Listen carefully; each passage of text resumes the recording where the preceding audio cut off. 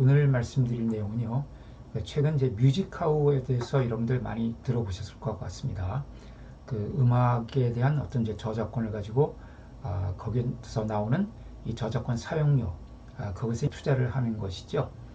지금 현재 가입자가 뭐 100만 명이 넘었다고 해요. 굉장히 빠르게 성장을 한 사업이고요. 또 뭐 유니콘 기업의 평가를 받을 정도로 급속하게 성장을 했습니다. 그런데 이제 최근에 그 금융당국, 그러니까 이제 금융증권위원회인가요? 금융당국에서 이 뮤직하우가 판매하고 있는 그 저작권료 참여 청구권, 이것이 그 자본시장법상 그 증권에 해당된다는 이런 판단을 내렸습니다. 일종의 이제 그 투자 계약 증권에 해당된다고 보는 것이죠.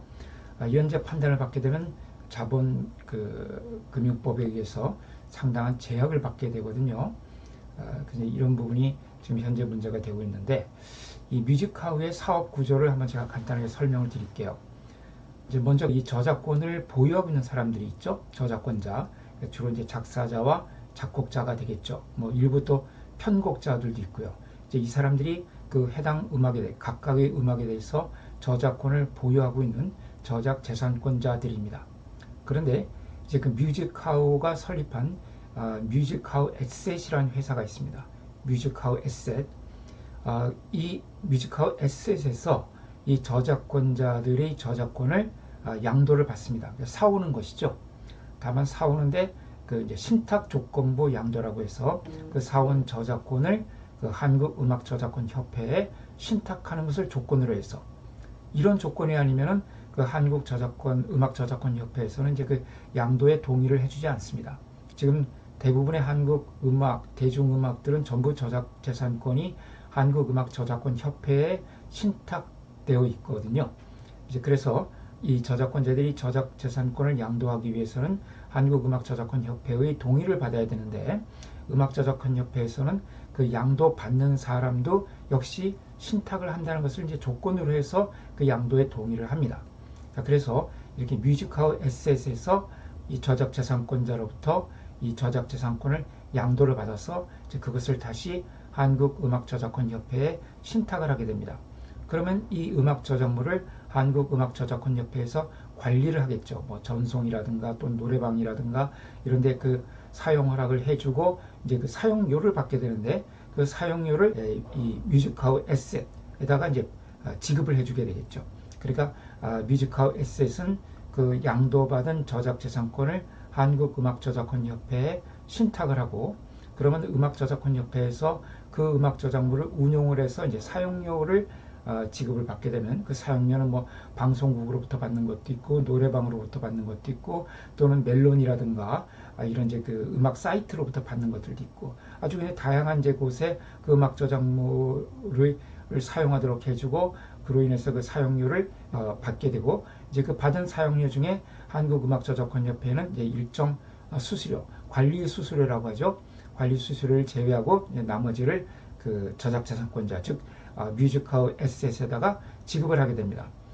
그러면 이 대금 그 뮤직하우 에셋에서는 이것을 이제 뮤직하우 본사죠. 뮤직하우 본사에게 이 저작권료를 지급받을 수 있는 권리, 그러니까 한국음악저작권협회로부터 받게 될 그 음악 저작물 사용료를 지급받을 그 권리를 뮤직하우에게 이제 넘기는 것입니다. 그럼 뮤직하우는 이제 거기에 대해서 그 대금을 뮤직하우 에셋에게 지급을 하고요.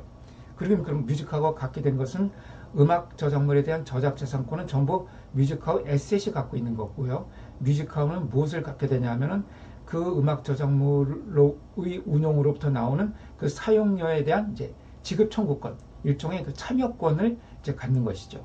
그리고 뮤직하우는 그 참여권을 회원들에게 이제 경매나 여러 가지 이제 매매 방식을 통해서 이제 판매를 하는 겁니다. 그러니까 지금 현재 뮤직하우에 100만 명이 넘는 회원들이 있고, 이 사람들이 뮤직하우로부터 이제 음악 저작물에 대한 어떤 권리를 가져오게 되는데, 그 가져오는 권리가 저작재산권 자체가 아니라 그 저작재산권을 운용해서 얻는 수익, 그 수익을 분배받을 수 있는 권리, 이것을 이제 그 뮤직하우에서는 저작권료 참여 청구권이라고 이렇게 이름을 붙이고 있는데요. 그 참여 청구권인 것이죠. 그러니까 저작재산권은 뮤직하우 에셋이 가지고 있는 것이고, 회원들은 저작재산권은 이제 전혀 갖지를 않고 그 저작권료를 지급받을 수 있는 그런 참여 청구권만 갖게 됩니다. 그래서 흔히 이 회원들이 저작재산권에 대해서 투자를 하는 것처럼 이렇게 오해를 하고 있는데, 사실은 저작재산권 자체가 아니라 저작재산권으로부터 받는 그 사용료에 대한 이제 청구권만 갖고 있는 것이죠. 자, 그래서 이제 이것이 투자계약증권, 일종의 증권에 해당되지 않느냐 하는 이제 그 의문이 종전부터 있어 왔습니다. 여기에 대해서 이제 금융당국이 이것이 증권에 해당된다고 판단을 한 것이죠. 그 이제 가장 큰 이유는 이것이 어떤 저작물을 이용하고자 하는 그런 권리가 아니라 결국은 이제 그 저작물의 운영을 통해서 발생하는 수익을, 그러니까 어떤 사업 투자에 대한 이익을 갖고 이제 그 나누는 것이니까 일종의 이것은 주식하고 거의 비슷한 거 아니냐, 일종의 투자 증권에 해당된다, 그러니까 주식과 같다고 이제 본 것이죠. 만약 이것은 이제 주식으로 보게 된다면 여러 가지 그 자본금융법상 그 규제를 받게 됩니다. 예를 들어서 모집이나 매출가액이 10억 원 이상인 경우에는 그 증권 신고서를 제출을 해야 되고요. 금융당국에. 또 10억 원 미만인 경우에도 뭐 소액 공모 공시서류라고 해서 이런 서류를 제출해야 되고요. 그 다음에 이제 투자자 보호를 위한 여러 가지 그 조치를 마련을 해야 되고, 그 다음에 이 투자금들을 보관하는 금융사를 따로 지정을 해야 되고, 이제 이런 여러 가지 그 투자자 보호를 위한 조치들이 필요하거든요. 이제 이런 조치들이 뮤직하우에서는 이것이 증권이라고 보지는 않았었기 때문에, 자체적으로는 뮤직하우에서는 이것을 증권으로 보지 않고서 이제 사업을 설계를 한 것이기 때문에 이제 이런 조치들이 현재로서는 아직 미비되어 있는 상태인 것이죠. 그런데 금융당국에서는 이것을 증권으로 봐야 되고, 따라서 여러 가지 투자자 보호를 위한 조치를 해야 하지만은, 그렇다고 해서 당장 이 뮤직하우의 이 사업 시스템을 중지를 시키는 것은 다수의 회원들이 지금 이미 가입되어 있고 거래가 이루어지고 있기 때문에 곧바로 이런 제재 조치를 취하지는 않고, 일단 그 제재 조치를 보류하면서 이제 언제까지 그런 투자자 보호를 위한 여러 가지 장치를 마련하라, 그런 권고 조치를 이제 취했습니다. 최근에 이런 이제 뮤직하우뿐만 아니라 부동산, 건물이라든가 이런 것을 조각 투자하는 카사인가요? 이제 그런 사이트도 생겨났고요. 그 다음에 또 미술품을 조각 투자하는, 그러니까 고가의 미술품을 1,000원 단위로 조각 투자할 수 있는 테사로 알고 있는데, 그 테사라는 사이트도 생겨났죠. 또 뭐 와인이라든가 또 고급 시계라든가 이런 이제 고가의 물건들을 조각 투자해서 재판매하고 그 재판매에서 발생한 수익을 이제 투자자들이 나누는 이런 방식의 사이트들이 많이 생겨나고 있습니다.